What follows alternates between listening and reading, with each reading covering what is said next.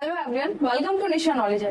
राजस्थान कर्मचारी चयन बोर्ड जयपुर की तरफ से कुछ वैकेंसीज आई है। तो कौन कौन कैंडिडेट्स यहाँ पे फॉर्म फिल करना चाहते हैं, क्या उनके लिए एलिजिबिलिटी और क्वालिफिकेशन रहेगी, वो हम इस वीडियो से देखेंगे। जो भी कैंडिडेट्स फॉर्म फिल करना चाहते हैं वीडियो को एंड तक जरूर देखेगा ताकि आपको सारे डाउट्स क्लियर हो सके।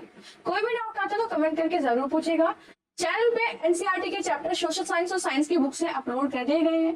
गवर्नमेंट जॉब के नाम से एक प्लेलिस्ट है जिसमें वेरियस गवर्नमेंट जॉब्स के बारे में और उनके फॉर्म के बारे में बताया जाता है। आप उसे भी जाके चेकआउट कर सकते हैं।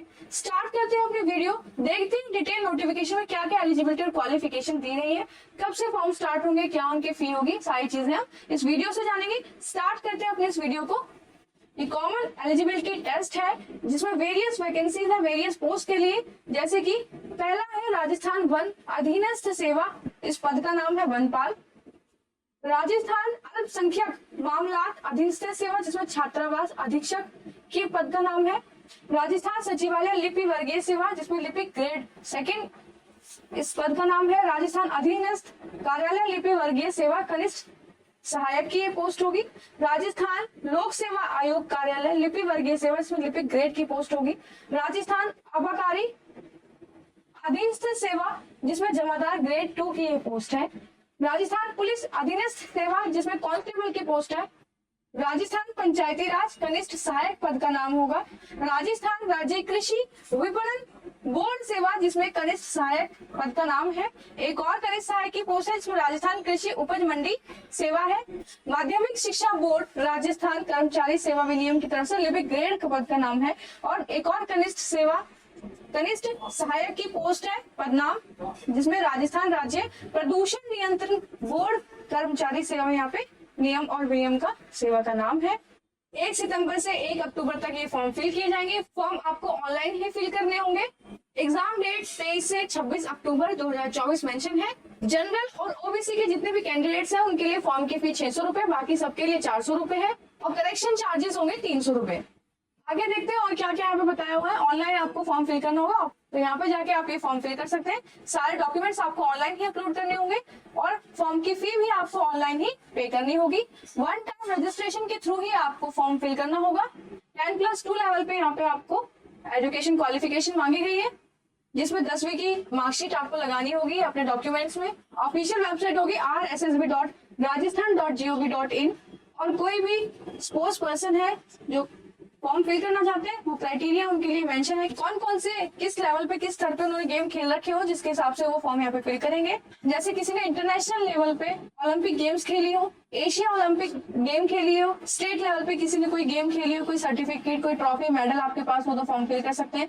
यहाँ पे सारी चीजें मेंशन है कि उन कैंडिडेट्स ने school games federation of India द्वारा आयोजित किसी भी खेलकूद में अगर कोई भी पार्टिसिपेशन किया हो, कोई मेडल जीता हो, इंडियन ओलंपिक एसोसिएशन की तरफ से नेशनल स्पोर्ट्स फेडरेशन में कोई गेम खेली हो, कोई मेडल जीता हो, कोई टूर्नामेंट खेला हो, एसोसिएशन ऑफ इंडियन यूनिवर्सिटीज द्वारा आयोजित जो ऑल इंडिया इंटर यूनिवर्सिटी की जो गेम्स होती है उसमें कोई मेडल जीता हो, या Indian Olympic association para Olympic committee of India या इससे संबद्ध नेशनल स्पोर्ट्स फेडरेशन द्वारा कोई भी गेम्स आयोजित की है उसमें आपने प्रतिनिधित्व किया हो तो आप यहाँ पे फॉर्म फिल कर सकते हैं। तो यहाँ पे ये पद के नाम मेंशन है, सेवा का नाम मेंशन है, जो हमने अभी ऊपर रीड किए वही सब चीजें यहाँ पे दिखाई हुई है। हॉरिजॉन्टल और कैटेगरी वाइज यहाँ पे सारी पोस्ट को बांटा गया है। महिलाओं के लिए भी यहाँ पे सीट कुछ आरक्षित की गई है। AWS SC ST के कैंडिडेट्स अगर रिजर्वेशन की तरफ से फॉर्म फिल करना चाहते हैं तो कास्ट सर्टिफिकेट उनके पास होने चाहिए। भूतपूर्व सैनिक जो भी है उनके जो भी मापदंड जो भी पेपर यहाँ पे लगते हैं वो सारे यहाँ पे लगाने हैं आपको, तभी रिजर्वेशन मिल पाएगा।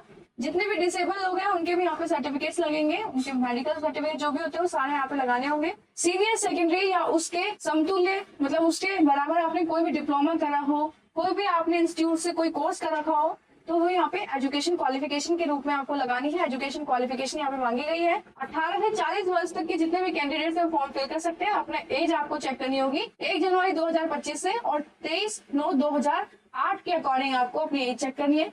जनरल कैटेगरी के जितने भी फीमेल्स हैं उनको 5 वर्ष की छूट दी गई है एज में। और अनुसूचित जाति और अनुसूचित जनजाति, अन्य पिछड़ा वर्ग, अति पिछड़ा वर्ग और आर्थिक रूप से कमजोर वर्ग के पुरुष अभ्यर्थी जो भी है जो कि राजस्थान के निवासी हैं उनको 5 साल की छूट दी जाएगी। अनुसूचित जाति जनजाति, अन्य पिछड़ा वर्ग, अति पिछड़ा वर्ग, आर्थिक रूप से कमजोर वर्ग की जो महिलाएं हैं जो राजस्थान की स्थायी निवासी हैं उनको 10 साल की यहाँ पे एज रिलैक्सेशन मेंशन है।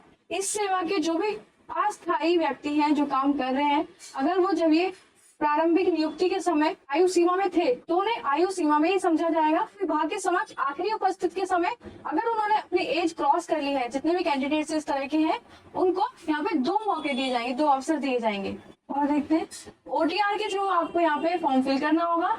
नॉर्मलाइजेशन के बाद ही सिलेक्शन होगा, आपके मार्क्स को नॉर्मलाइज किया जाएगा, उसके बाद यहाँ पे आपका सिलेक्शन होगा। ऑनलाइन आपको सारे डॉक्यूमेंट्स सबमिट करने होंगे, फीस आपको ऑनलाइन ही सबमिट करनी होगी। एग्जाम के बारे में देखते हैं, एग्जाम में कैसे क्वेश्चन आएंगे। 150 मार्क्स के क्वेश्चन आएंगे, 150 क्वेश्चन आएंगे, 300 नंबर के 3 घंटे का एग्जाम होगा, जिसमें राजस्थान का इतिहास, कला, संस्कृति, साहित्य, परंपरा और विरासत, भारत एवं राजस्थान का भूगोल, राजस्थान पर विशेष बल, आपको सब कुछ राजस्थान के बारे में, वहाँ के कल्चर के बारे में, लैंग्वेज के बारे में पता होना चाहिए।